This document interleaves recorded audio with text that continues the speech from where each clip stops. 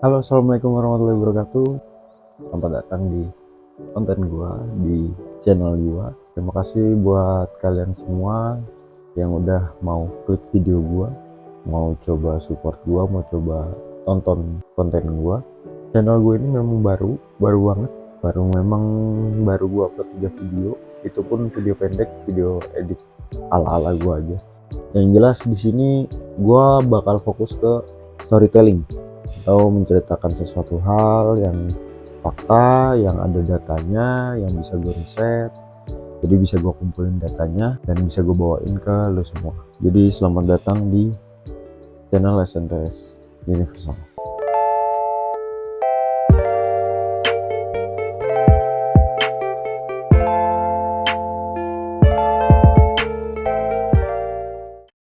Oke, mungkin sedikit gue kenalin diri gue Budi Santoso. Ini channel gue SNTS Universal, dan mungkin sepenuhnya bakal gue buat konten cerita. Jadi nanti gue bakal bawain beberapa cerita, beberapa kasus kriminal, pembunuhan atau konspirasi, sejarah, apapun yang menurut gue ada datanya, bisa gue riset, bisa gue kumpulin datanya. Jadi nggak ngawur ya, gue bawainnya nggak ngawur, datanya ada, itu bisa gue bawain. Dan lo juga yang nonton bisa request juga video apa atau kisah apa atau cerita apa yang mau gue bawain.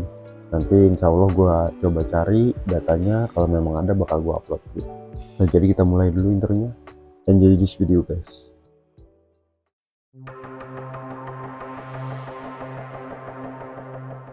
Untuk video kali ini gue mau bawain sebuah cerita, sebuah kisah nyata kriminal, tapi dari luar, bukan dari Indonesia. Asalnya itu dari Amerika Serikat, di Colorado. Nah, jadi kisahnya ini adalah pembunuhan keluarga. Judulnya Pembunuhan Keluarga Watts. Mungkin dari lu semua udah pernah nonton juga atau udah pernah baca ceritanya. Mungkin sedikit gue bawain atau gue ceritain lagi. Semoga nggak bosen, dan semoga pembawaan gue, cara gue bawain itu beda. Jadi lu bisa tetap nikmatin walaupun ceritanya sama yang lain.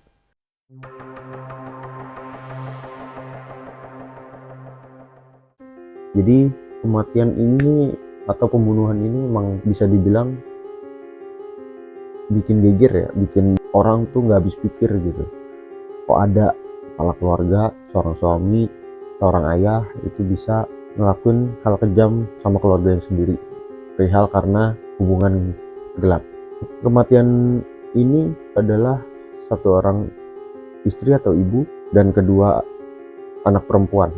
Nah, ibunya ini keadaannya sedang hamil saat itu dibunuhnya. Kenapa makanya orang tuh bacanya gak tega, karena di satu sisi ibunya lagi hamil dan anak-anaknya masih kecil, dua putrinya itu masih kecil. Ini jadi sorotan di Colorado, Amerika. Terjadi pada tahun 2018. Pembunuhannya itu dianggap kejam, dan diperparahnya itu yang ngelakuin suami dan orang tuanya yang ngelakuin itu. Nah, yang ngelakuin ini namanya itu Chris Watts. Nah, jadi gue ceritain sedikit dulu tentang siapa itu Chris Watts, siapa itu istrinya, siapa itu anak-anaknya. Christopher Lee Watts itu lahir di 16 Mei 1985 di Oklahoma, Amerika Serikat.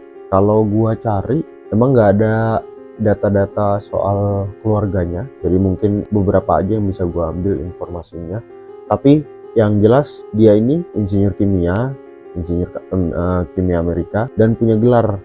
Sebenarnya sih kalau gue bilang terpandang juga ya, karena gelarnya juga nggak main-main. Gelarnya itu sarjana teknik kimia dari Universitas of Miami. Kalau dengar kimia kurang pusing apa gitu, sedangkan dia sarjananya.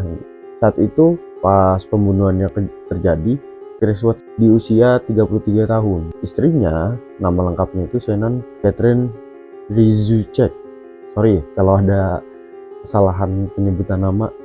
Shannon ini lahir di 10 Januari 1984, kurang lebih bedanya 1 tahun lebih tua daripada si Chris Watts. Mereka ini ketemunya di 2010 di Mecklenburg County.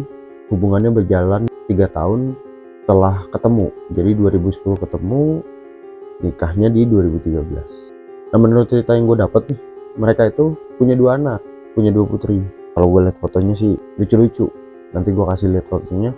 Yang pertama itu namanya Bella Mary Watts, lahirnya di 17 Desember 2013. Dan yang kedua Celeste Catherine Watts atau yang biasa dipanggil Cece. Jadi nanti untuk selanjutnya anaknya ini yang pertama gue panggil Bella, yang kedua gue panggil Cece buat mempermudah juga.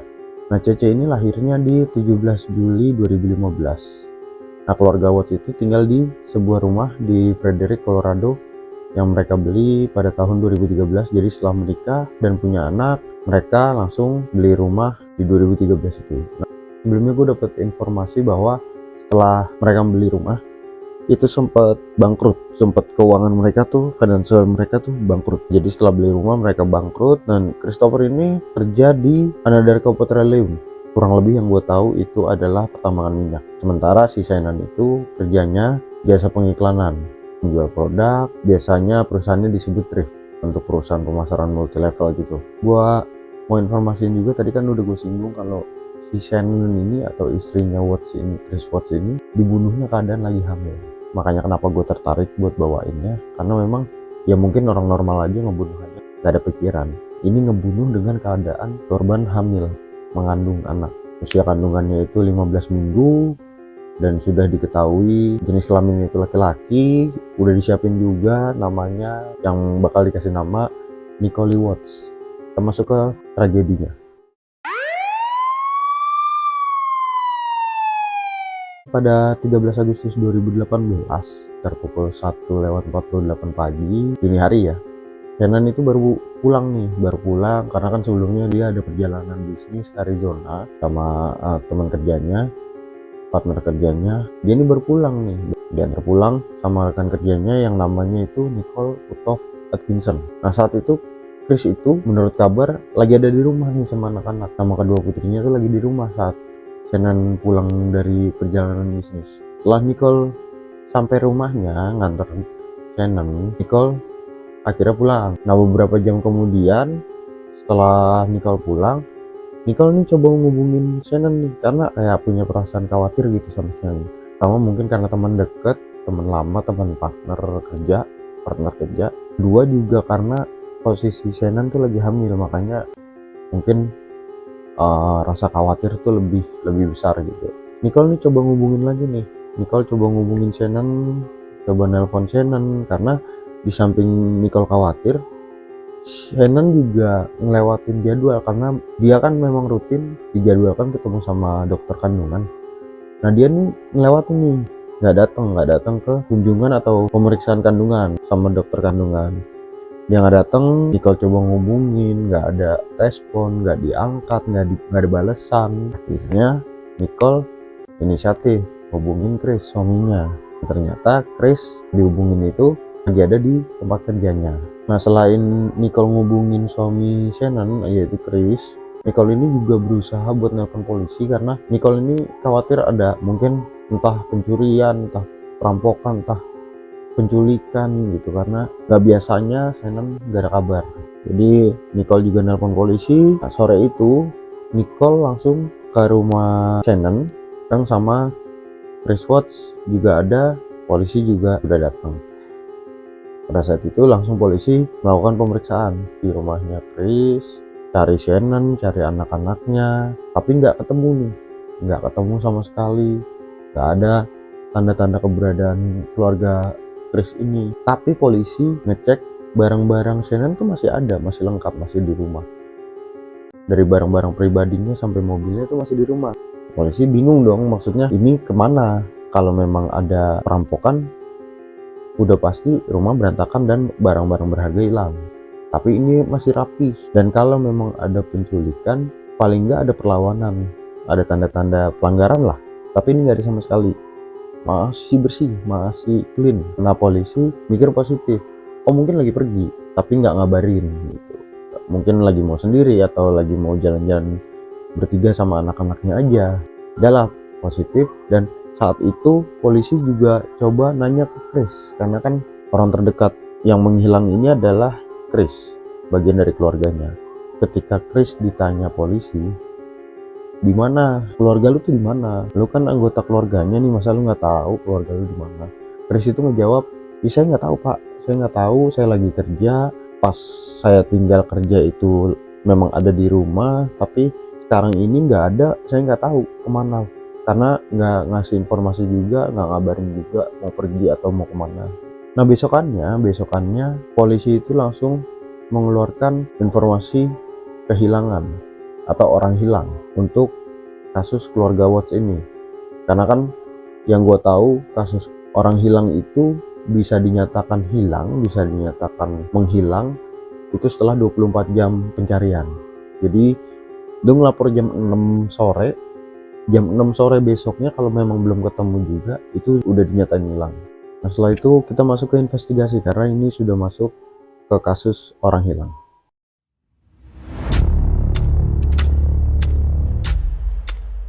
Beberapa hari setelah penyidik melakukan investigasi tentang kasus ini, tentang menghilangnya keluarga Watts, Chris ini sering banget nih tampil di media.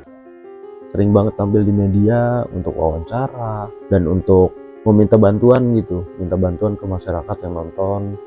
Kalau memang tahu keluarganya di mana, pernah lihat keluarganya di mana, atau bahkan menculik keluarganya, minta tolong untuk dikembalikan, atau minta jika ada yang nemuin, kalau mungkin ada yang ngeliat di mana, minta tolong kasih informasi ke dia gitu, supaya dia juga bisa ngelakuin pencarian. Nah, mungkin kalau lu tonton terus videonya, lu bakal tahu nih Chris ini sepicik apa otaknya gitu. Ketika Chris banyak sibuk untuk ngelakuin wawancara di media, polisi ini sedikit-sedikit bikin penyelidikan tentang histori telepon terakhir atau telepon keluarnya Chris, atau telepon masuk atau telepon keluarnya Chris. Historinya dicek nih sama polisi, semua dicek. Ternyata yang ditemuin sama CBI, FBI, ternyata yang ditemuin di catatan telepon Chris itu nunjukin kalau Chris itu selingkuh, ada hubungan spesial sama rekan kerjanya, ada hubungan lebih lah sama rekan kerjanya. Polisi curiga, lu keluarga lu hilang, lu nggak ada sedih-sedihnya. Karena yang lu bisa lihat di video CCTV, Chris itu kelihatan santai, ya gugup, namanya lu kehilangan sesuatu, bukan gugup harusnya, lu sedih, lu murung harusnya. Tapi kalau dia murung enggak, sedih enggak, tapi bingung gitu, kayak pelongo-pelongo gitu. Mungkin namanya orang salah ya, lu juga pernah lah ngelakuin kesalahan, mungkin lu ngakuinnya itu berat, tapi ketika lu diinterogasi lu jadi agak gugup. Ada beberapa orang yang begitu.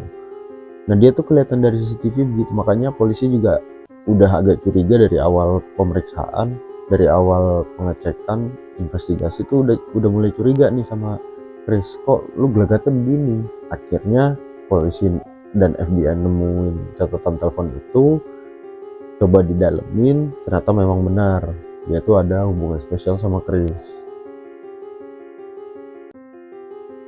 Jadi bisa dibilang perselingkuhan lah, mereka ini berdua selingkuh. Nah ditambah lagi di 15 Agustus itu, 2 hari setelah istri dan putrinya dinyatain hilang, Chris itu gagal nih, karena kan sebelumnya Chris itu ada panggilan dari polisi untuk ngelakuin tes poligraf. Nah FYI, tes poligraf itu yang gue tahu alat itu, dia tuh sebuah alat untuk melakukan tes pendeteksi kebohongan lah, bahasa umumnya pendeteksi kebohongan. Jadi bisa tahu dari alat itu lu lagi bohong apa enggak, berapa persen kebohongannya, berapa persen kejujurannya. Nah bisa dinyatain lu bohong atau jujur dari alat itu.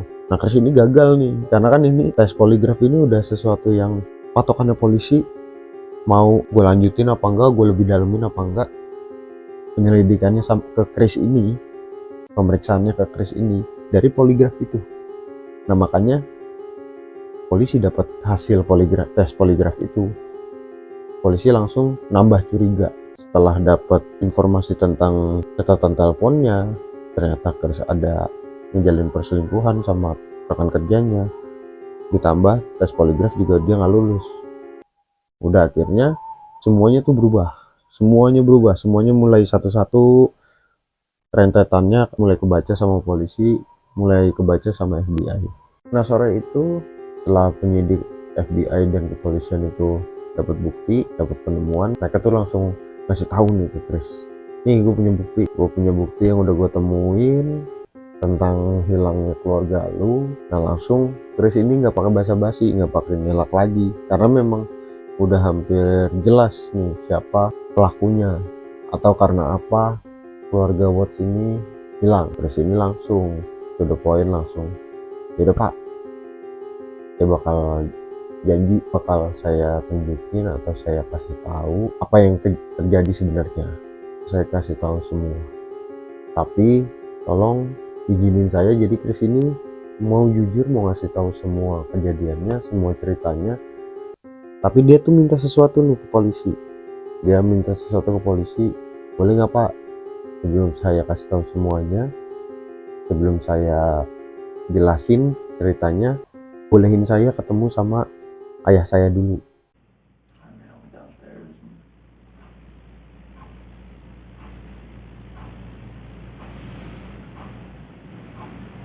I don't want to protect her. What? I don't want to protect her. You don't want to protect her? I don't know what else to say. What happened? Huh? She hurt him? Yeah. And then I freaked out. What now? I freaked out and I hurt her. You hurt her? Did they leave after that for a long time? So she started hurting the kids. They were probably you guys want to.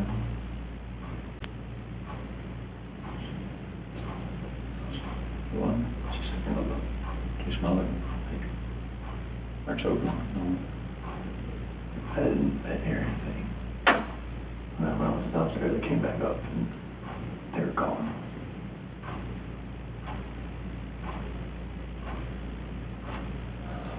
I don't know, like me talking to her about that. Talking to her about separation and everything, about like she lost it. I don't know like what else to say, like I freaked out.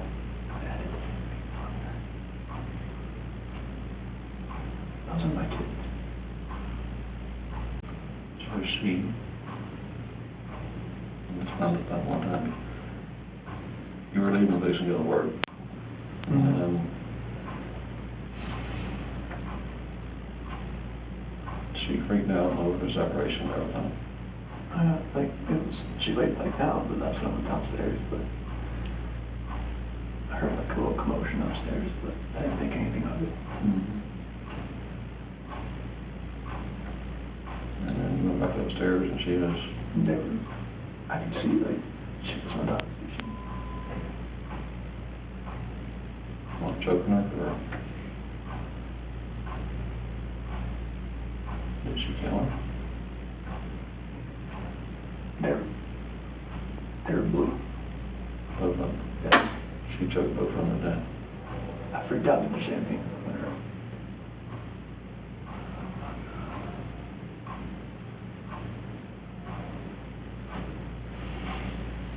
I don't want to say. I don't want to say it though.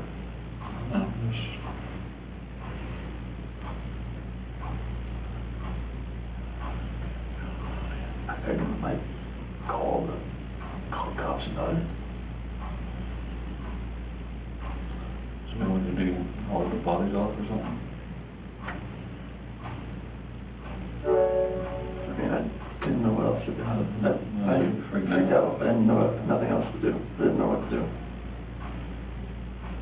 So she killed Lucy C. and choked him to death.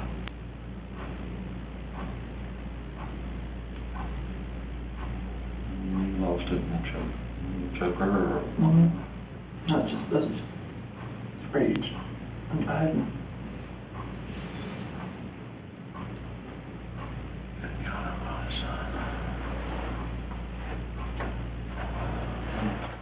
Sebenarnya nggak semua permintaan calon pelaku ya, ini masih calon pelaku karena belum ditetapkan pelaku, nggak semuanya calon pelaku itu dibolehin buat komunikasi sama sembarang orang selama penyelidikan.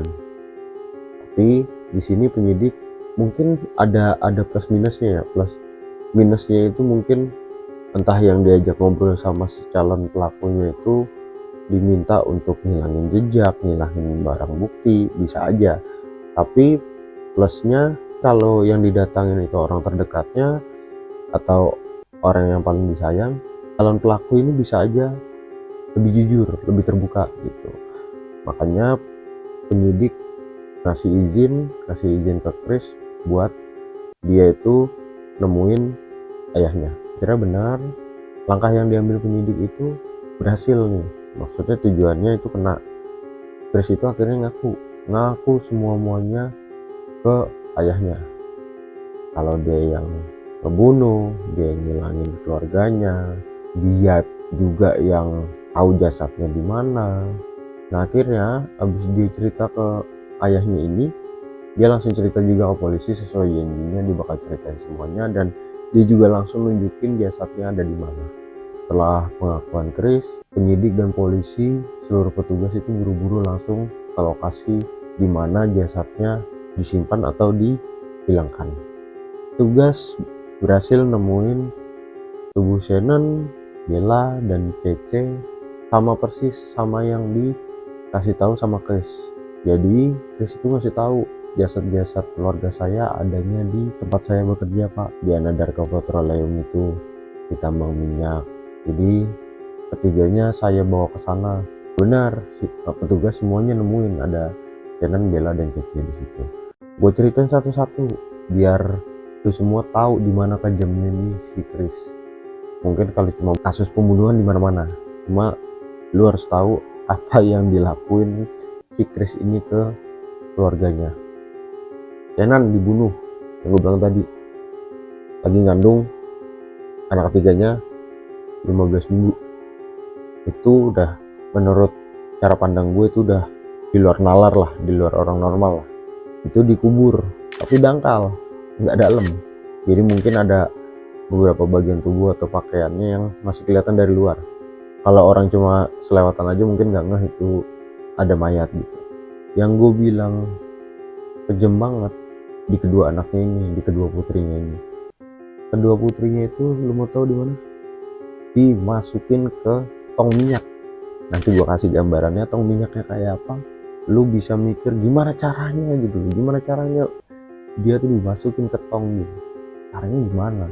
Sedangkan mulut si tong atau lingkaran buat masukin minyak itu kecil banget, kecil. Polisi juga sempat bingung nih gimana sih lu cara masukinnya gimana, ini tuh kecil. Ya menurut pengakuan si Chris, dia tuh dipaksa didorong sama dia, didorong sekuat tenaga. Ya gimana sih tenaga laki-laki dewasa dorong badan atau tubuh anak umur 4 tahun dan 3 tahun gitu. Bingung juga lu mungkin juga pendapat lah sama gue, ini gimana caranya sih kok ada pemikiran sampai ke situ gitu. Nah pada 21 Agustus 2018 Chris ini langsung didakwa atas pembunuhan keluarganya dan dia langsung diberikan hukuman. Jadi sebelum gue kasih tahu hukumannya apa, gue kasih tahu dulu pengakuan dari Chrisnya. Dalam pengakuan awalnya, awal-awal Chris ditanya, Chris itu ngaku nih, Chris itu bilang, saya itu nyekek Shannon pak, saya itu nyekek istri saya karena saya lihat istri saya itu nyekek kedua anak saya. Jadi saya saking marahnya, saya cekek balik istri saya. Dia bilang begitu awalnya. Polisi nggak langsung percaya gitu aja dong. Dicari tahu lagi. Yang gue bilang bukti makin banyak, bukti makin kuat. Terus itu kesel lihat Shannon nyekek kedua anaknya. Karena dia ngaku kalau Shannon itu sempat kesel karena lagi mereka berdebat soal hubungan Chris sama selingkuhannya tadi yang dicurigain sama polisi. Ternyata tuh udah permasalahan lama, jadi udah sempat berapa kali debat, berapa kali dipermasalahin, dan sampai akhirnya lagi dipermasalahin Shannon pun kesel banget, langsung nyekek kedua anaknya. Terus ngeliat itu lebih kesel lagi katanya menurut pengakuannya langsung dicekek juga si Shannonnya. Jadi anaknya yang bunuh Shannon yang bunuh Chris. Itu pengakuan awalnya. Tapi polisi nggak langsung percaya, polisi langsung cari tahu lagi. Nah, Shannon ini juga sempat bilang kalau dia itu minta pisah sebelum dia nyekek anaknya, yang menurut dibilang Chris, sebelum dia nyekek anaknya, Shannon ini minta pisah ke Chris. Chris pun campur aduk. Di satu sisi dia kesel soal Shannon nyekek anaknya, di satu sisi juga dia kesel Shannon ini minta pisah. Nah, setelah itu yang gue bilang tadi, polisi kan gak langsung percaya ya, langsung dicecer lagi, langsung diinterogasi lagi, diintimidasi lagi. Akhirnya Chris juga ngaku kalau memang benar tiga-tiganya itu dia yang bunuh. Jadi nggak ada atau nggak kebukti kalau Shannon itu nyekek anaknya. Jadi memang ini pure semua yang ngebunuh itu si Chris. Latar belakangnya karena Chris itu ketahuan dia itu selingkuh sama rekan kerjanya. Nah, setelah Chris ngebunuh ketiga keluarganya, mayatnya itu langsung dibawa ke lokasi pertambangan minyak itu yang gue bilang tempat dia kerja, langsung dikuburin sama dia. Shannonnya doang, anaknya belum. Jadi ternyata yang gua dapet dan yang dibilang Chris sebenarnya itu Chris ngebunuh Shannon dulu. Jadi pada bulan November yang pengakuan dia bilang ngebunuh semua anggota keluarganya itu dilakuin di bulan November. Chris itu cuma niat mau nguburin si Shannonnya ke lokasi dia kerja tambang minyak itu. Niatnya cuma itu. Ya, anak-anaknya disuruh ikut masuk ke mobil. Diajaklah kedua anaknya diajak di dalam mobil. Selesai ngubur Shannon, ternyata dia ngelihat kedua putrinya. Harusnya sih kalau menurut gua orang tua begitu ngelihat kedua putrinya ada di dalam mobil setelah dia nguburin istrinya sendiri dan ibu dari anak-anaknya. Harusnya sedih ya. Cuma beda dari Chris, dia ngeliat anak-anaknya, dia jadi nggak tega kalau anak-anaknya tetap hidup tanpa ada ibunya. Gue bingung tuh, pemikiran dari mana, dari segi mana gitu. Dari segi mana lu mikir kalau lu nggak tega ngeliat anak lu tanpa ibunya yang udah habis lu bunuh, terus kalian lu bunuh anaknya atau anak lu. Bingung ya gue ya, mikirnya itu dari mana. Akhirnya satu-satu dari mulai Bella dulu terus ke Cece dibunuh dengan cara disekep pakai selimut, karena kan di selimut tuh di mobilnya ada selimut di mobilnya dipakai untuk nyekap kedua anaknya.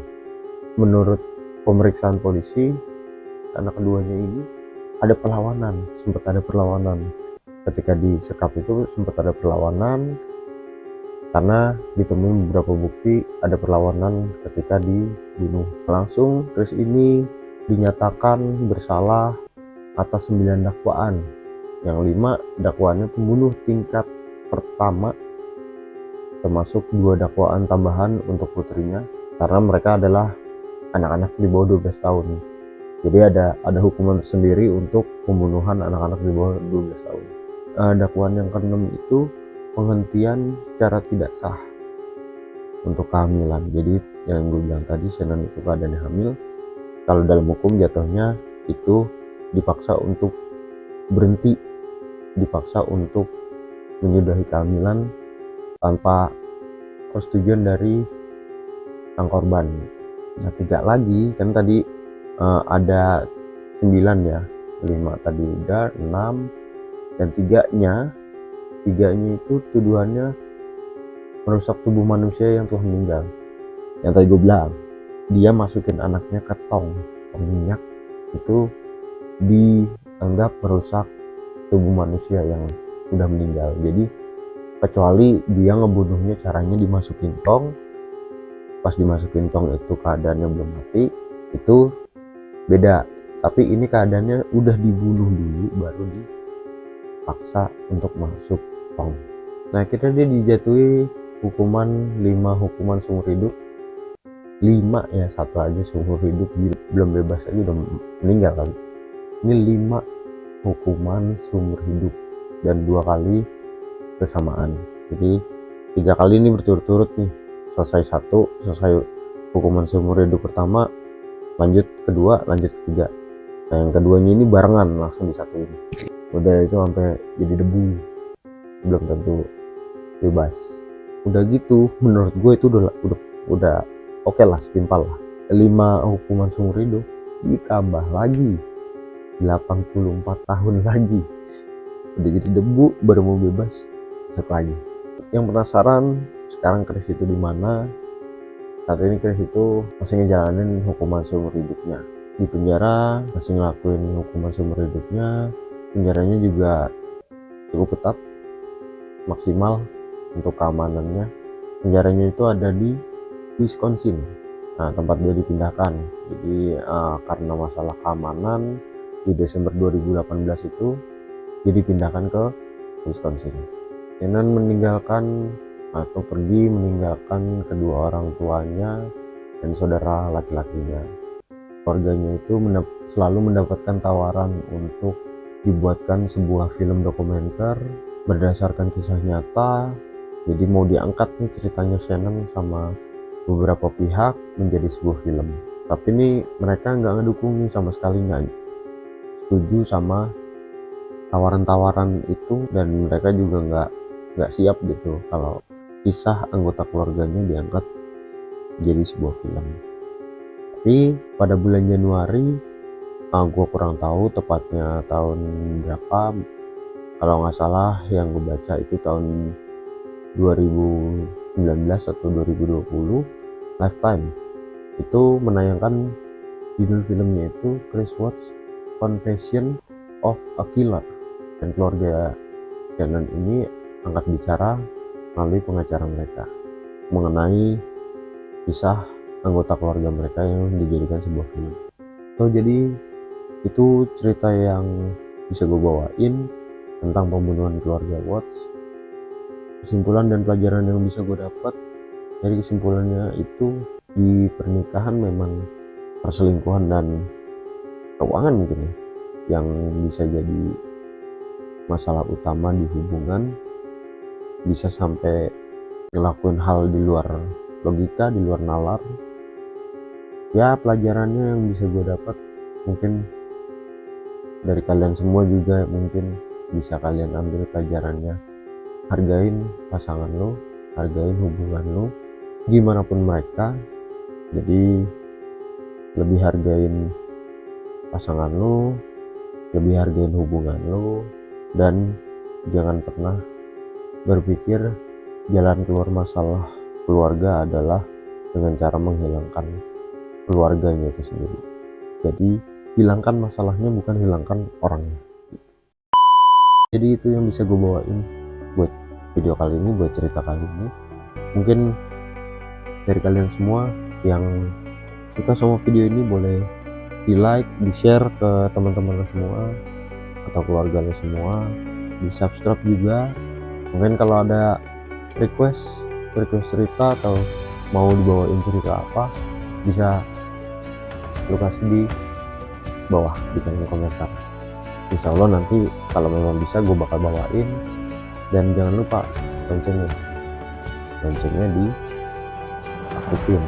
Jadi kalau waktu-waktu lu pernah komen request cerita, lu bisa tahu cerita apa yang lagi gue upload, apakah cerita lo atau teman-teman yang lain, atau mungkin nanti gue bawain cerita dari gue sendiri, dari riset gue sendiri. Jadi thank you banget buat yang udah klik, yang udah nonton, yang udah sempetin buat nonton beberapa menit cerita gua. Bukan cerita gua, maksudnya gua bawain cerita. Semoga lo nikmatin video dari gua. Terima kasih supportnya, sehat selalu. Semoga lo semua dilindungi sama Yang Maha Kuasa. Terima kasih semuanya. Assalamualaikum warahmatullahi wabarakatuh. SNTS Universal. Ciao.